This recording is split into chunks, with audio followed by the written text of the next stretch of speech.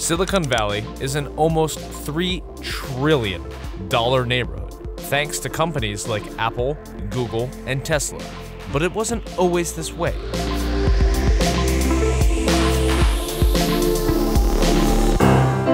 In the late 1800s, San Francisco's port helped make it a hub of the early telegraph and radio industries.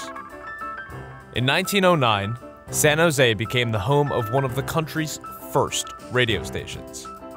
In 1933, the Navy purchased Moffett Field to dock and maintain the USS Macon.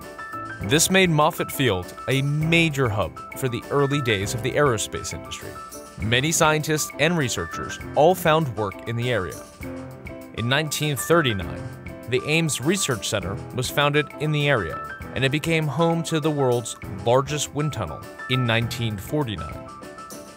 Also in 1939, William Hewlett and David Packard founded Hewlett-Packard in Palo Alto, which originally made oscillators.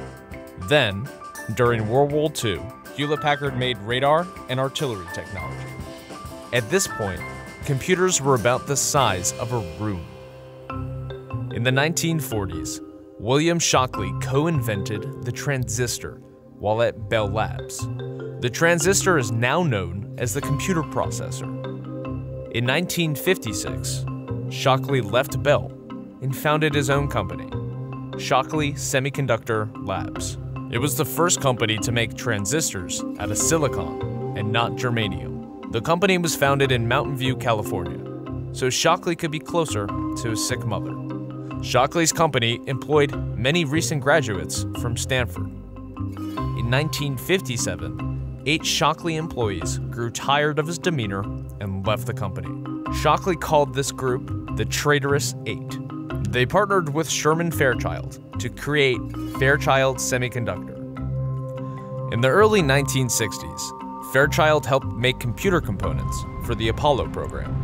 Later in the decade, many of the Traitorous 8 left Fairchild, including Gordon Moore and Robert Noyce, who in 1968 founded their own company in Santa Clara called Intel. Soon after, other ex-Fairchild employees and Traitorous 8 members helped found AMD and venture fund Kleiner Perkins. In 1969, the Stanford Research Institute became one of the 4 nodes of ARPANET, a government research project that would go on to become the Internet.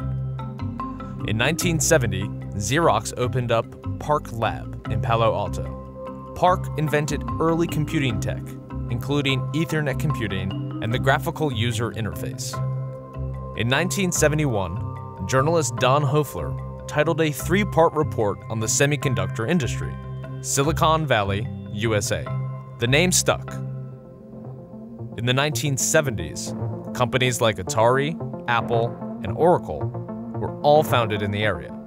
In the 1980s, Silicon Valley became the widely accepted center of the computer industry.